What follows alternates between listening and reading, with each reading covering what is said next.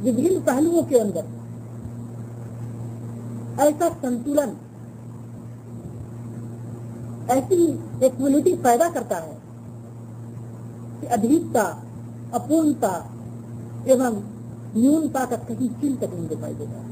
क्या कोई दूसरा व्यक्ति ऐसी व्यापक गुणों वाला आपकी दृष्टि के अंदर नजर आता है? संसार के बड़े से बड़े ऐतिहासिक व्यक्तियों में से कोई एक ऐसा भी नहीं जो थोड़ा या बहुत अपने वातावरण का पैदा किया हुआ न हो, परंतु इस व्यक्ति की शान निराली है। उसके बनाने में उसके वातावरण का कोई भाग दिखाई नहीं देता, और किसी प्रमाण से यह सिद्ध नहीं किया जा सकता कि अरब का वातावरण उस समय के ऐतिहासिक रूप में एक ऐसे व्यक्ति के जन्म की मांग करते थे।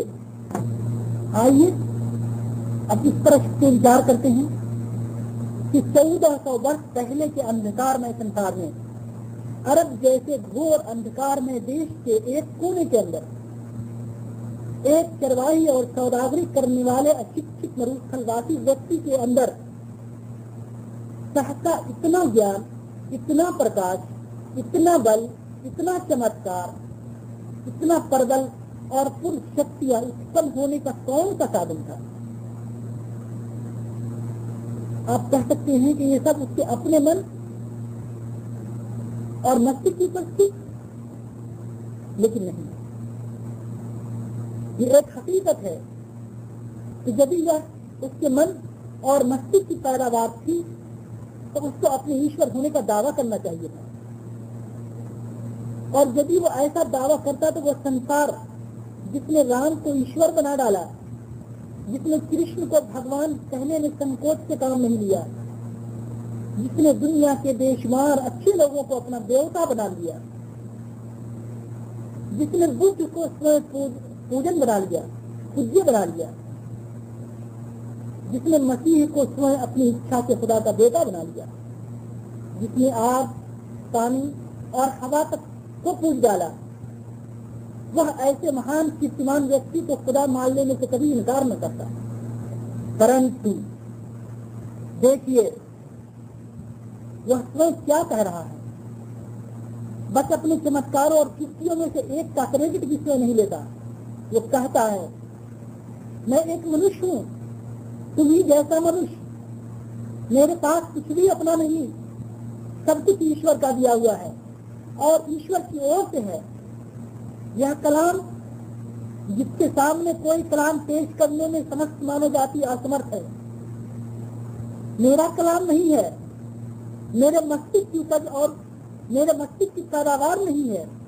इसका शब्द शब्द ईश्वर की ओर से मेरे पास आया है और इसकी प्रशंसा ईश्वर के लिए है। ये कार्य जो मैंने किए, ये कानून जो मैंने बनाए, ये सिद्धांत जो मैंने तुम्हें सिखाए, इनमें से कोई चीज भी मैंने खुद से नहीं गढ़ी। मैं कुछ भी अपनी योग्यता से पेश करने का सामर्थ्य नहीं रखता। हर चीज में ईश्वर के मार्गदर्शन, डिवाइन गाइडेंस का मोहताज हूँ। उधर से जो संकेत होता है वही करता हूँ और वही कहता हूँ। कैसी इमानतदारी है और कैसा सत्य है।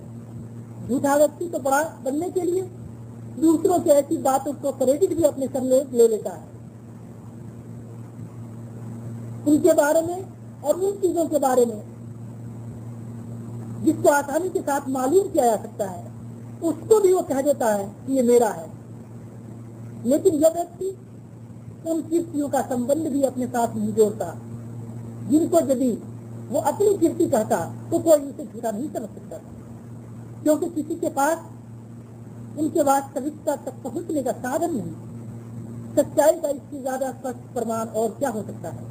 उस व्यक्ति से अधिक सच्चा कौन होगा जिसको एक अत्यंत गुप्त साधन द्वारा ऐसे अनुपम चमत्कार प्राप्त हो और वह बिना किसी संकोच के बता दे कि उसे यह चमत्कार कहाँ से प्राप्त हुए। बताइए किस कारण से हम उसे सच्चा न करें। देखिए, यह है हमारे नायक, संपूर्ण संसार के पैगंबर हजरत मोहम्मद मुस्तफा सल्लल्लाहु अलैहि वसल्लम। उनकी पैगंबरी का प्रमाण स्वयं उनकी सच्चाई है, उनके महान कार्य उनका स्वभाव, उनके पवित्र जीवन की घटनाएं सब इतिहास में सिद्ध हैं। जो व्यक्ति शुद्ध हृदय, सत्य प्रियता और न्याय के साथ उनको पढ़ेगा, उसका अंतर कह उठेगा कि वह ईश्वर के पैगंबर हैं। वह कलाम जो उन्होंने पेश किया वह यही कुरान है जिसे हम पढ़ते हैं। इस अनुपम ग्रंथ को जो व्यक्ति भी खुले दिल से पढ़ेगा उसे मानना पड़ेगा कि यह ग्रंथ अवश्य ईश्वरीय ग्रंथ है। कोई मनुष्य ऐसे ग्रंथ की रचना नहीं कर सकता। अब आपको जानना चाहिए कि इस समय इस्लाम का सीधा सच्चा मार्ग मालूम करने का कोई साधन हजरत मोहम्मद सल्लल्लाहु अलैहि वसल्लम की शिक्षा और कुरान मजीद के सिवा नहीं है। मोहम्मद सल्लल्लाहु अलैहि वसल्लम समस्त मानव जाति के पैगंबर हैं। उन पर पैगंबरी का सिलसिला समाप्त कर दिया गया है। ईश्वर मनुष्य के मार्गदर्शन का जितना प्रबंध करना चाहता था वह उसने अपने अंतिम पैगंबर के द्वार कर दिए। अब जो व्यक्ति सत्य का इच्छुक हो और ईश्वर का फरमाबरदार हो, उसका आज्ञाकारी हो, मुस्लिम बंदा बनना चाहता हो, उसके लिए जरूरी है कि ईश्वर के इस आखिरी पैगंबर के ऊपर ईमान लाए। जो कुछ शिक्षा उन्होंने दी है उसको माने और जो तरीका उन्होंने बताए हैं उसके ऊपर चले। हम आपको बताते हैं कि पैगंबरी के समाप्त होने के फरमान क्या है। अभी अभी हमने आपको बताया है कि पैगंबरी की वास्तविकता क्या है। उसको समझने और उस पर विचार करने से आपको स्वयं मालूम हो जाएगा कि पैगंबर प्रतिदिन पैदा नहीं होते। न ये आवश्यक है कि प्रत्येक जाति के लिए हर समय एक पैगंबर हो। पैगंबर का जीवन वास्तव में उसकी शिक्षा और मार्गदर्शन का जीवन है। जब तक उसकी शिक्षा और मार्गदर्शन जीवित है उस समय तक मानो वह समय जीवित है। पिछले पैगंबर इस हैसियत से जीवित नहीं, क्योंकि जो शिक्षा उन्होंने दी थी दुनिया ने उसको बदल डाला। जो ग्रंथ वे लाए थे उनमें से एक भी आज अपने वास्तविक और मूल रूप में उपलब्ध नहीं है। स्वयं उसके मानने वाले भी यह दावा नहीं कर सकते कि हमारे पास हमारे पैगंबरों के दिए हुए मूल ग्रंथ मौजूद हैं। उन्होंने अपने पैगंबरों के जीवन चरित्र को भी बदल दिया। पिछले पैगंबरों में से एक की भी सही और प्रमाणित जीवन चर्चा आज कहीं नहीं मिलती है। यह भी विश्वास पूर्वक नहीं कहा जा सकता कि वह किस युग में पैदा हुए, कहाँ पैदा हुए, क्या काम उन्होंने किए, किस प्रकार जीवन व्यतीत उन्होंने किया, किन बातों की शिक्षा दी और किन बातों से रोका। यही उनका मरण है। इस हैसियत से वो जीवित नहीं, परंतु मोहम्मद सल्लल्लाहु अलैहि वसल्लम जीवित है, क्योंकि उनकी शिक्षा और मार्गदर्शन जीवित है। जो कुरान उन्होंने दिया था वह अपने मूल शब्दों के अंदर मौजूद है। उसका एक अक्षर, एक बिंदु, एक मात्रा का भी अंतर नहीं हुआ है। उनकी जीवन चर्चा, उनके वचन, उनके कार्य सबके और 1400 वर्ष से अधिक समय बीत जाने के पश्चात भी इतिहास में उनका चित्र ऐसा